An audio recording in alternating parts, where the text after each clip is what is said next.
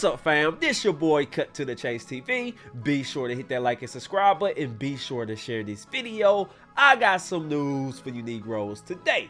Now, we all seen the footage of the feds raiding Diddy homes looking for evidence to arrest his ass on trafficking charges, but the number one question still remains: where the hell is Diddy? We seen the feds have nigga hemmed up outside his house, had his sons in handcuffs, had niggas all on the ground walking backwards, hands high, and everybody was saying, we don't see Diddy in none of the footage. If they are there raiding his home for his allegations, we need to be able to locate Diddy. Everybody started speculating. TMZ released an article saying that Diddy private jet has landed in the Caribbean, and everybody started putting two and two together. Wait a minute. The feds raid Diddy house. His private jet is in the Caribbean. Is Diddy in the private jet? Did Diddy flee the goddamn country to a non-extradited country so he can escape the feds in these charges? Did he pull a Russell Simmons? That's a very good question, because we all know what Russell Simmons did. He was accused of some very bad things by a couple of women. He said, F that. Damn America, I'm fleeing the goddamn country. So it ain't beyond reasonable doubt that Diddy did the same thing, because Diddy is facing very serious charges. He got women blaming him. He got little girls blaming him. He got grown ass men talking about he strong-armed the bussy. What didn't Diddy do? And who he didn't do it to? So if I'm Diddy, I'm looking at that as a very real possibility. Diddy probably put his money in different accounts, probably put his money with his sons and flee the goddamn country. Because you got to think about it this way. If Diddy fled the country, who the hell tipped him off? How did he know the feds was coming? I know he got a lot of money, but it got to be a snitch working to tip Diddy off. Hey, Diddy, the feds coming. You might want to go ahead and flee the country. And that's exactly what he did. Let's take a listen to this article I'm going to read to you guys, and it's going to make everything clearer. Let's go.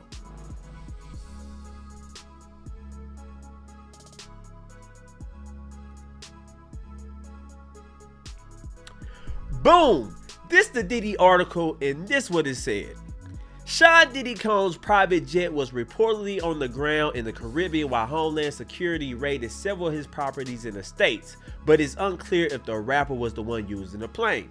According to NBC News, Homeland Security officials seized phone from Combs in Miami before he was scheduled to fly to the Bahamas for vacation. So wait a minute. Diddy shows up to Miami airport. He think he finna vacate in the Bahamas on vacation. The feds stop him, they take his cell phone, and then they leave. Now, if I'm Diddy, did he still go to the Bahamas? Because once the feds take your cell phone, now you know it's a criminal investigation. At first, it was just civil suits. Cassie said this. Lil Rod, grown ass man, said this. Diddy groped me. We all heard those accusations. Those were just civil suits. They were just suing Diddy for money. But once the feds come confiscate your phone, that should let you know that this is now a criminal investigation, and now you're in a lot of trouble. So it's not beyond reasonable doubt that Diddy said, fuck that. They took my phones. Next thing you know, they're going to raid my house. Let me get the hell out of Dodge now. But let's continue reading.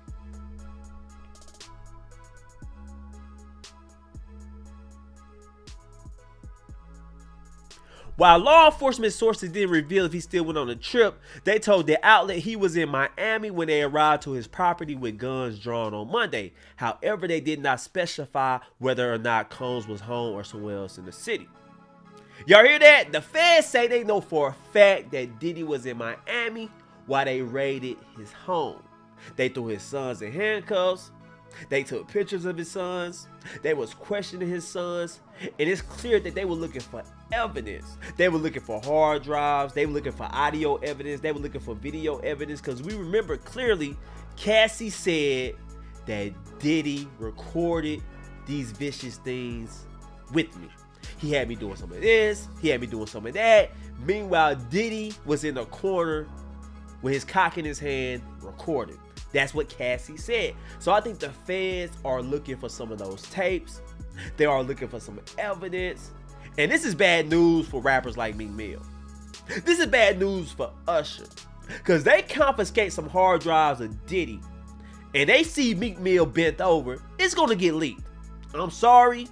That's just the way it is. So Meek Mill better hope and pray that if he did some things with Diddy, that Diddy deleted them off his hard drive, or else the feds gonna crack the case wide open. That's all I'm saying, but let's continue reading.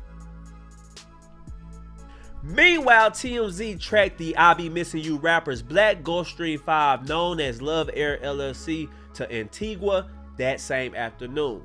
Per the outlet, the plane left Los Angeles around 9 a.m. Monday morning and headed straight for the Caribbean.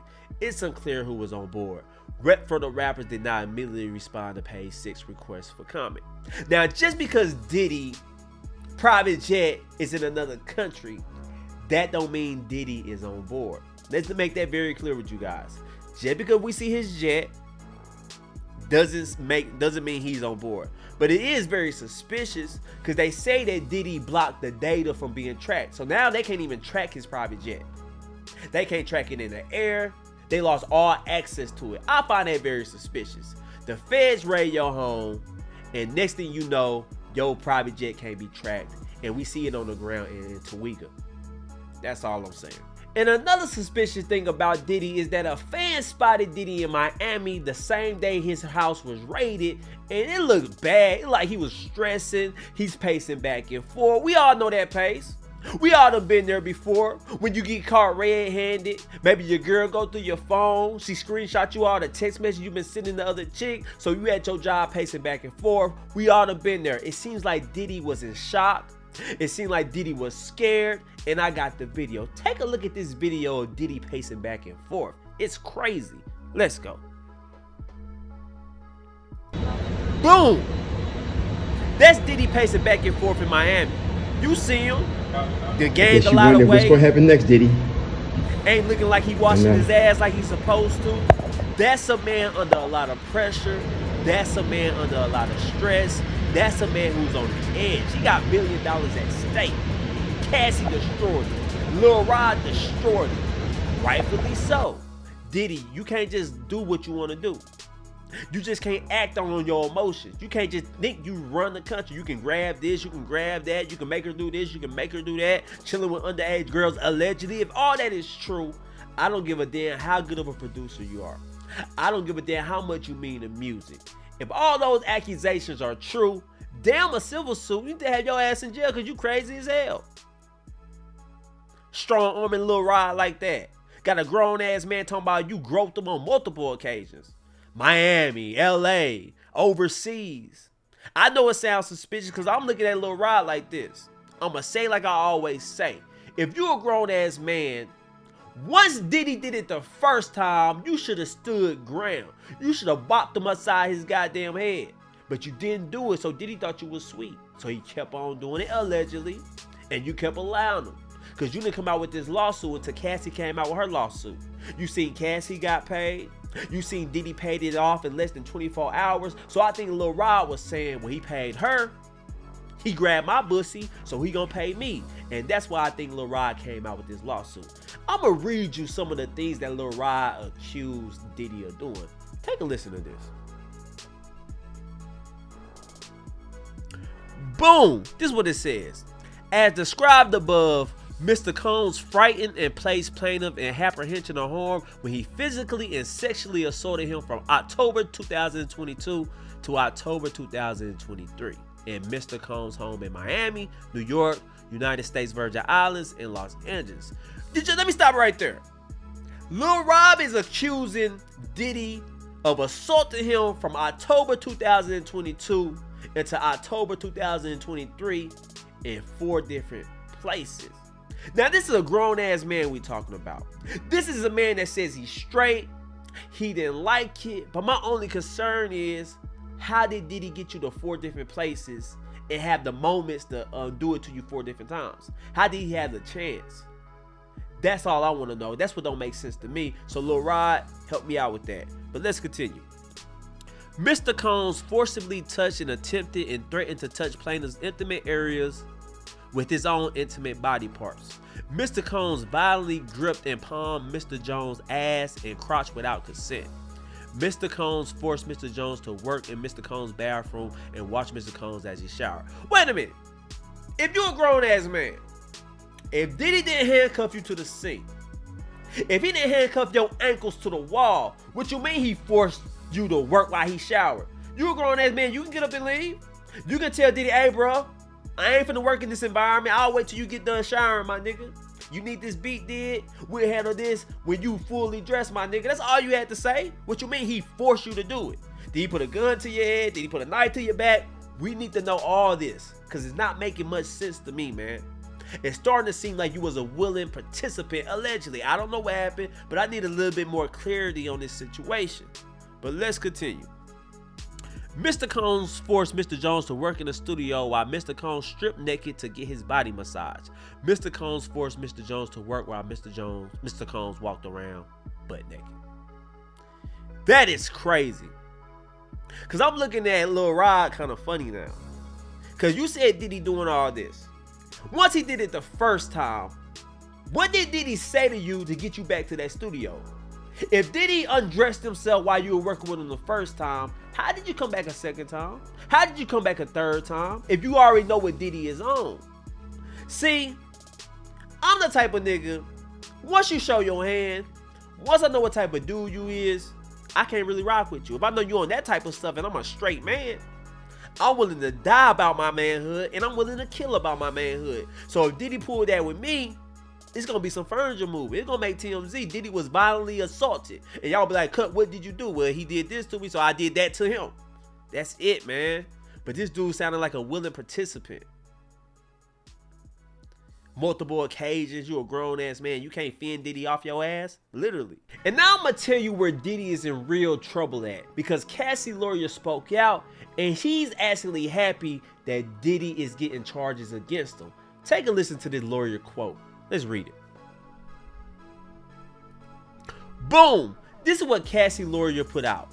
We will always support law enforcement when it seeks to prosecute those that have violated the law. Hopefully this is the beginning of a process that will hold Mr. Combs responsible for his depraved conduct. I agree with the lawyer.